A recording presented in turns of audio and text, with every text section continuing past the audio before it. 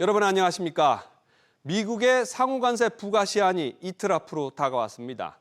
미국의 통상수장은 우리 정부에 최선의 최종안을 갖고 오라고 대놓고 요구했고, 트럼프 미국 대통령은 우리나라와의 관세 협상이 내일 끝나지 않을 수도 있다며 최고 수준으로 압박하고 있습니다. 시한까지 협상 타결을 이뤄내기 위해서 우리는 민간이 총력전에 나선 모습입니다. 오늘은 중대 고비를 맞고 있는 관세 협상 소식들부터 전해드리겠습니다. 어제 출국한 구윤철 경제부총리는 도착 직후에 미 상무장관을 만나서 협상에 돌입했습니다. 또 지원 사격을 위해서 이재용 삼성전자 회장이 이어서 정의선 현대차 회장도 오늘 워싱턴 DC로 향했습니다. 대통령실 연결해 보겠습니다. 우영준 기자. 네, 대통령실입니다. 미국과의 관세 협상과 관련해서 진전된 상황들이 좀 전해졌습니까? 우선 이재명 대통령은 오늘 오후 미국 체류 중인 우리 협상단으로부터 한미 통상협의 현황을 보고받았다고 대통령실은 밝혔습니다. 이에 앞서 오후 김용범 대통령실 정책실장 브리핑이 있었는데, 김 실장은 상호 호혜적인 성과를 낼 수 있는 분야를 중심으로 패키지를 짜서 논의를 실질적으로 많이 하고 있다, 이렇게 설명했습니다. 미국 측에 제시한 조선 분야 협력 방안인 마스가 프로젝트와 관련해선 훨씬 더 심도 있는 협의가 진행 중이라고 강조했습니다. 김 실장이 직접 밝힌 새로운 내용으로는 조선 외에도 품목관세 부과가 예고된 반도체와 의약품을 비롯해 2차 전지와 관련해서도 논의가 이뤄지고 있다고 전했습니다. 김동관, 이재용, 정의선 회장 등 기업 총수들이 지원 사격에 나선 것과 관련해선 정부가 직접 요청한 건 아니지만 협상 큰 틀에서 필요한 경우 내용을 공유하고 있다고 밝혔습니다. 이 부분은 잠시 들어보시겠습니다. 민간 기업들이 그동안 구축해놓은 또 미국 내 네트워크가 상당합니다. 민간에서도 정부 고위 당국자들을 또 많이 만날 수 있습니다. 거기서 들은 이야기도 또 저희가 또 전달받고 있고 그렇게 하고 있습니다. 앞서 우리 정부 협상단이 러트닉 상무장관과 협상에서 추가 양보안을 제시한 걸로 알려졌는데, 이 러트닉 장관이 우리 협상단에 더 높은 협상안을 요구했다는 보도가 나왔어요.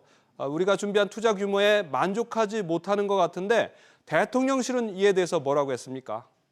네, 이에 대해 김 실장은 협상 상대방은 항상 그렇게 얘기한다며 국익을 기준으로 협상에 임하고 있다고 강조했습니다. 시한 내 협상이 이뤄지지 못하거나 상호관세 부과가 유예될 수 있냐라는 질문에는 시한에 대해선 들은 바는 없다고 선을 그었습니다. 또 다른 협상 카드인 농축산물 개방과 관련해선 민감성은 정부가 충분히 알고 있다며 국익 최우선으로 협상에 임하겠다고 밝혔습니다. 지금까지 대통령실에서 SBS 미주 우영준입니다.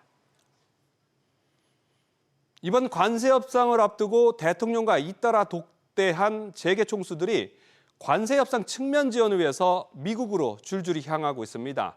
국내에서는 추가 상법 개정안이나 노란봉투법 등 재계가 반발하는 반기업 법안들이 국회 통과를 앞두고 있지만, 관세 협상은 정부와 기업 양측의 이해관계가 걸린 만큼 민간이 총력전에 나선 모습입니다. 김동필 기자. 네, 김동필입니다. 먼저 국내 기업 규제 법안들 여당 중심으로 정치권에서 급물살을 타고 있죠. 네, 그렇습니다. 노란봉투법과 추가 상법 개정안 등이 대표적인데, 여당은 내달 4일 열리는 본회의 통과를 목표로 속도를 내고 있습니다. 경제단체들을 중심으로 이에 대해서 잇따라 성명을 내며 반발하고 있는데요. 관세 협상이 한창인 상황에서 규제 법안까지 밀어붙이게 되면 산업 현장에 큰 논란이 올 수 있다면서 속도 조절이 필요한 것 아니냐는 주장입니다. 관세 협상 결과에 따라 이들 법안의 처리 속도에도 변수가 될 수 있습니다. 이런 가운데 재계 총수들은 잇따라 관세 협상에 힘을 보태고 있어요. 오늘은 네. 정의선 현대차 회장도 출국을 했죠.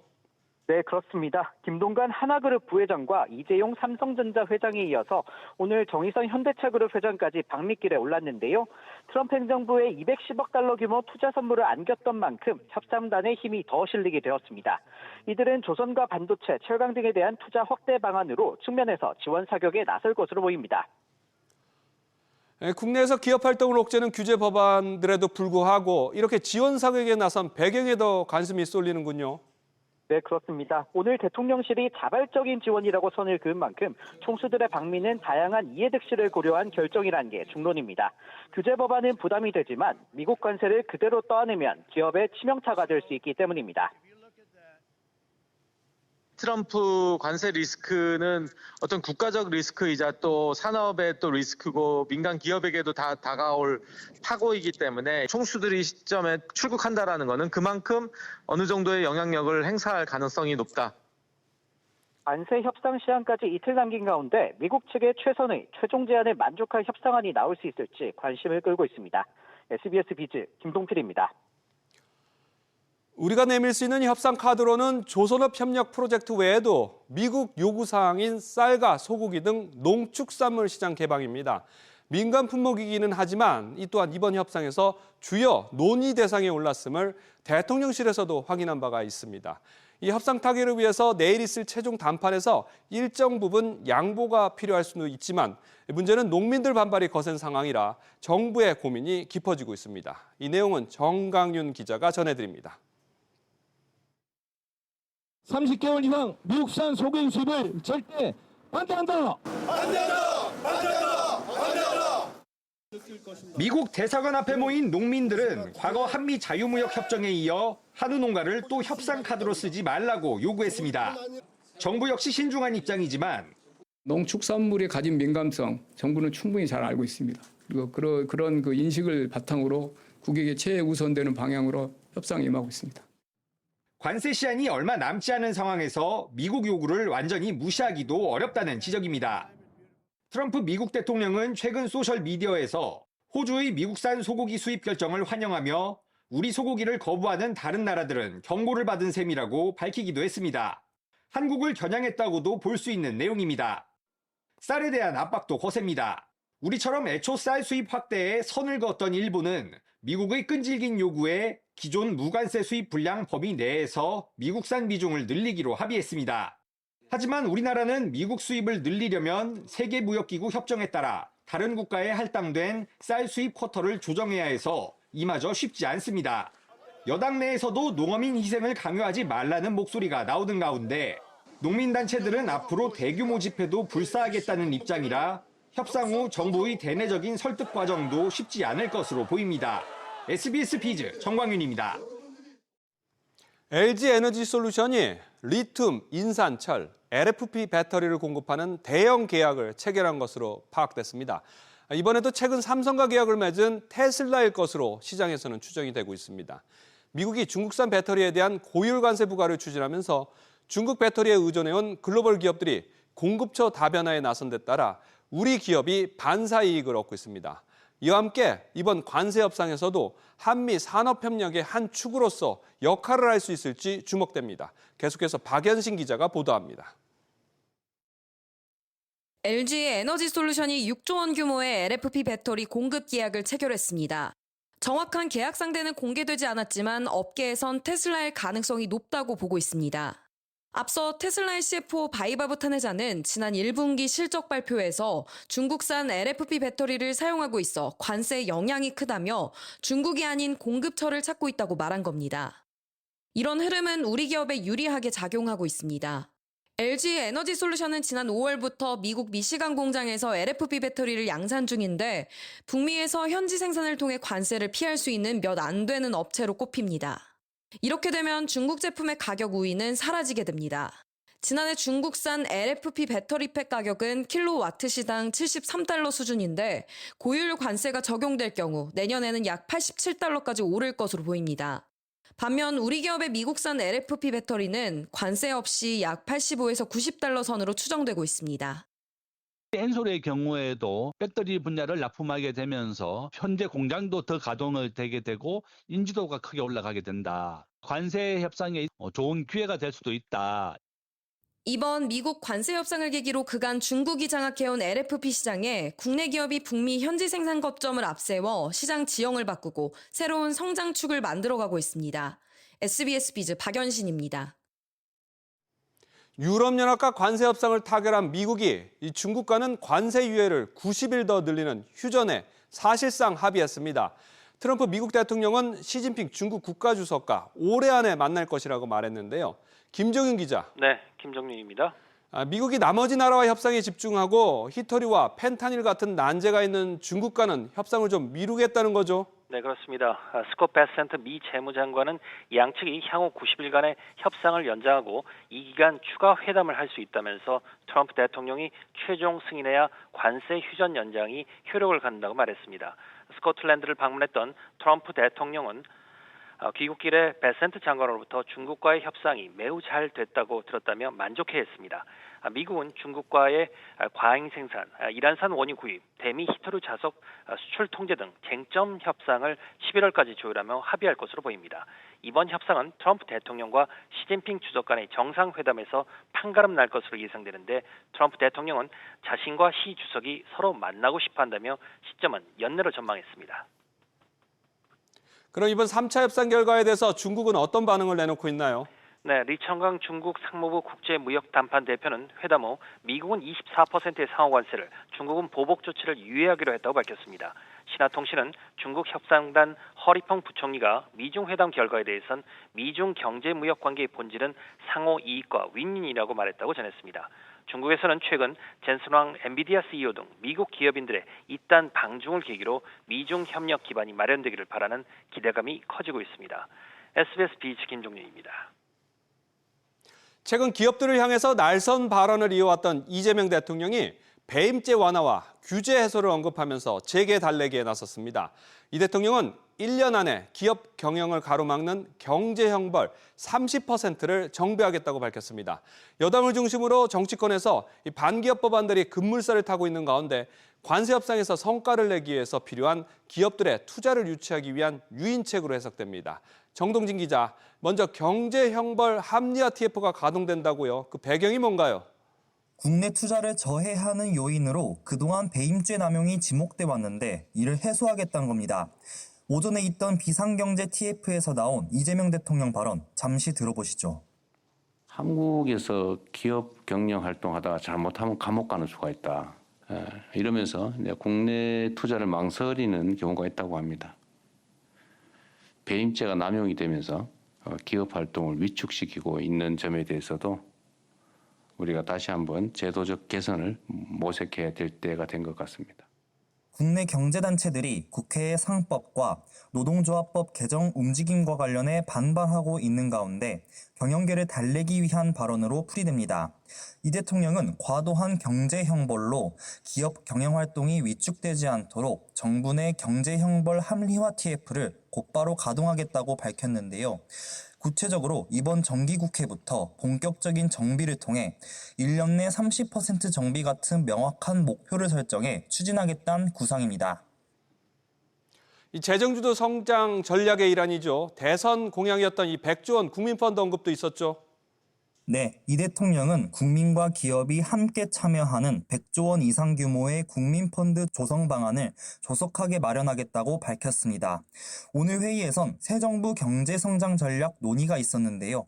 대통령실은 세계 1등 제품 서비스를 목표로 기업과 공공, 국민 등 모든 역량을 총동원해 AI로 대전환하겠다는 구상입니다. 구체적인 내용은 다음 달 중 새 정부의 경제성장 전략을 확정해 발표할 계획입니다. SBS 비즈 정동진입니다.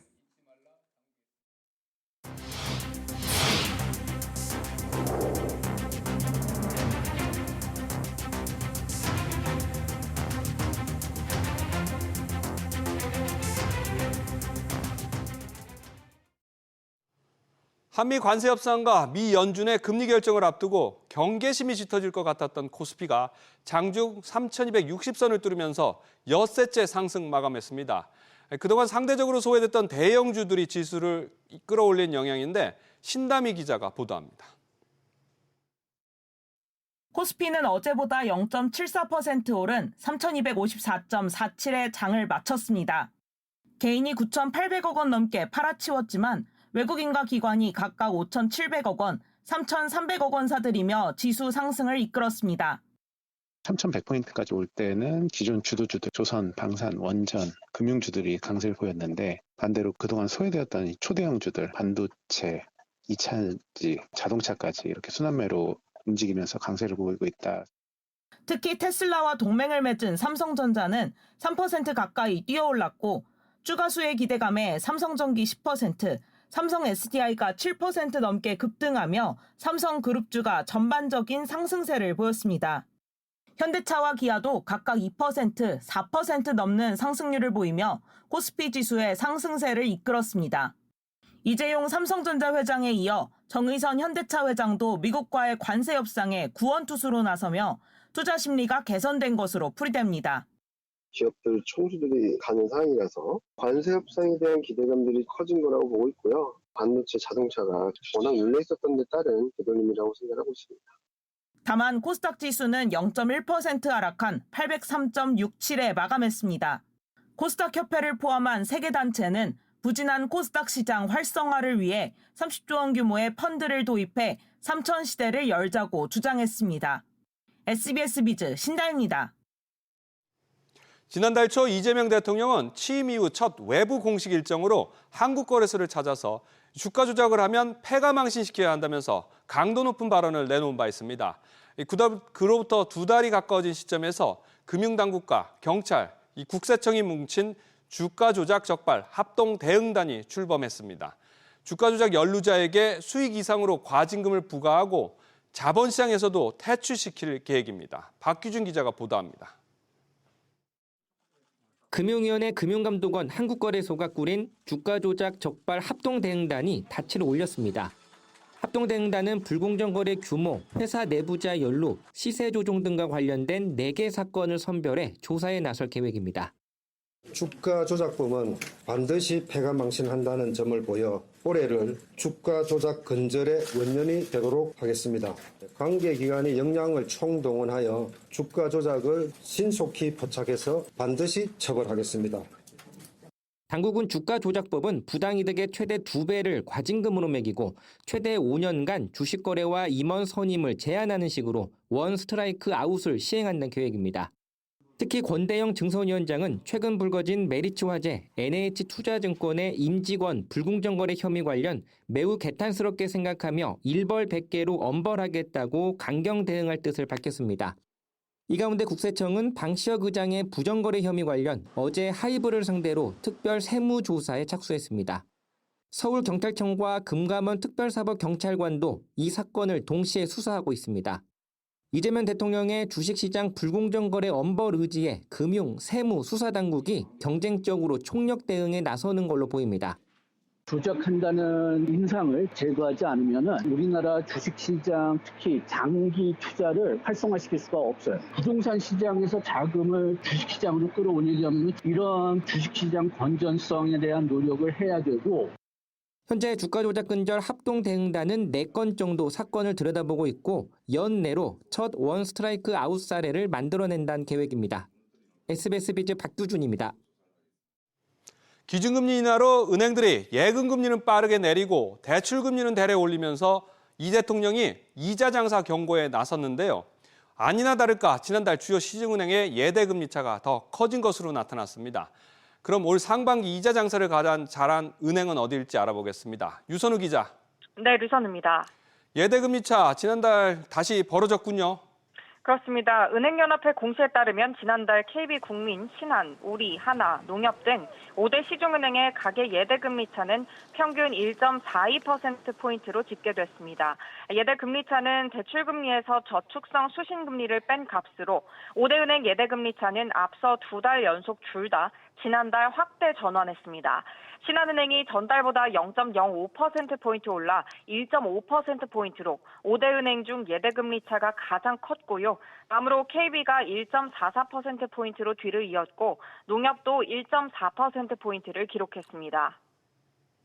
올 상반기 전체로 보면 어디가 이자 장사를 제일 잘했나요? 네, 올해 상반기 신한은행이 예대금리차 평균 1.47%포인트로 가장 높았습니다. 신한은 올해 1월 예대금리차 1.42%포인트로 시작해 꾸준히 1.4%포인트 이상을 기록했습니다. 지난달엔 연초보다 예대금리차가 더 벌어지며 격차가 커졌습니다. 신한은행 관계자는 신용 전세대출 위주 자산 성장으로 예대금리 차가 높았다며 정부 기조에 맞춰 실수요자 지원에 힘쓰겠다고 밝혔습니다.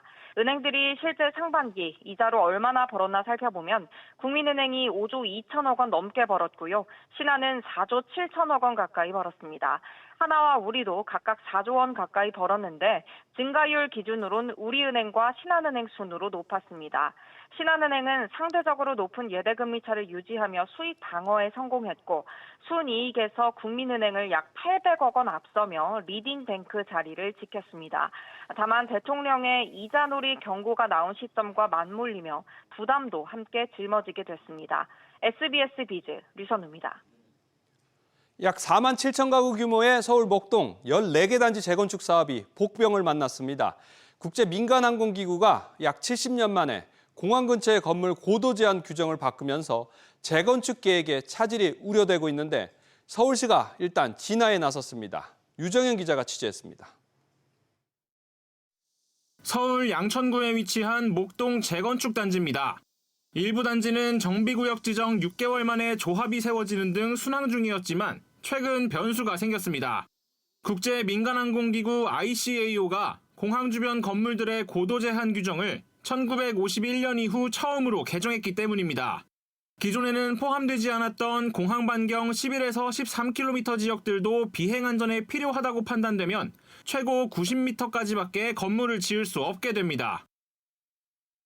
이 목동 재건축 단지는 김포공항으로부터 약 8km 정도 떨어져 있습니다.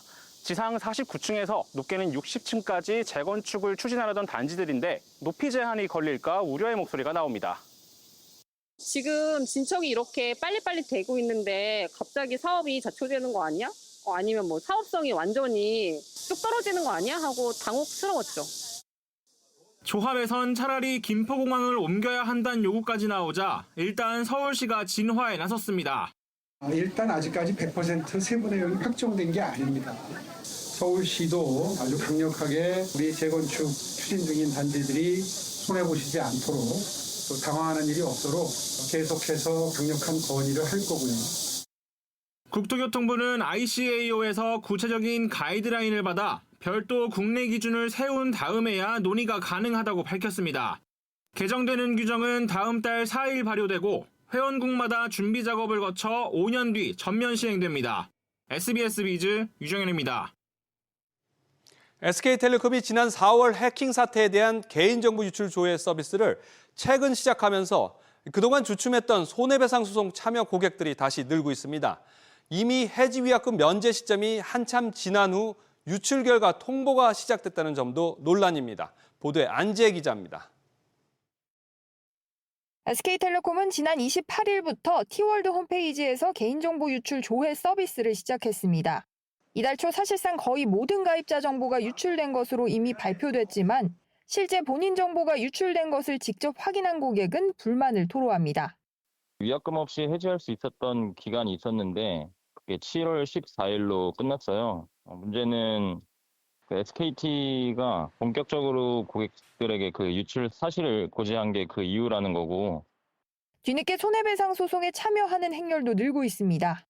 7월 마지막 31일까지 접수를 받으려고 했는데 개인정보 유출 통지가 있은 후에 참여자분들이 많이 늘어나가지고 하루만 이제 100명 넘게 신청을 해주셔가지고 일단 이제 계속 좀 연장을 좀 할 생각입니다. 유출 정보를 확인하고 다른 통신사로 갈아타려고 해도 이제는 해지 위약금을 물어야 합니다. SKT 측은 조회 서비스 구축 등에 시간이 걸렸을 뿐 의도적인 고지 지연은 없다면서도 아직까지 고객 정보 유출로 인한 2차 피해는 확인된 부분이 없다라고 밝혔습니다. SBS 비즈 안지혜입니다.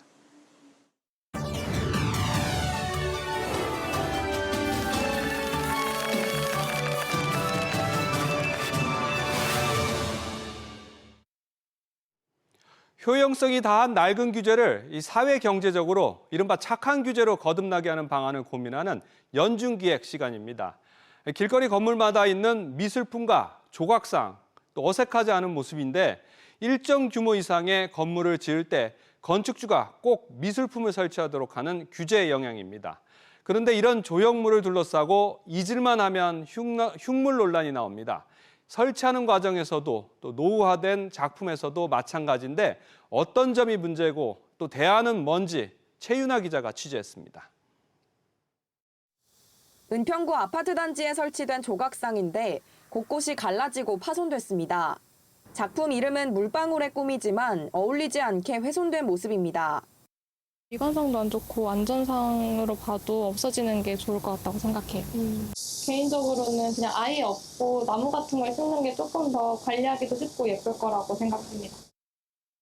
보다 못한 주민들이 민원을 제기했지만 철거 명령을 내릴 수 있는 지자체에는 관련 인력이 보통 1명 남짓. 심지어 조각상을 만든 작가가 연락이 두절돼 철거까지 얼마나 걸릴지 모르는 상황입니다. 어떤 곳에서는 예술 작품이 그 거리의 상징처럼 자리 잡기도 하지만 이렇게 흉물이 된 채 이도저도 못하는 미술품도 남게 되는 상황입니다. 이 규제는 1970년대부터 시작돼 현재 전체 미술 시장의 15% 이상, 특히 공공미술 시장의 80%를 차지해 미술계의 캐시카우가 됐습니다.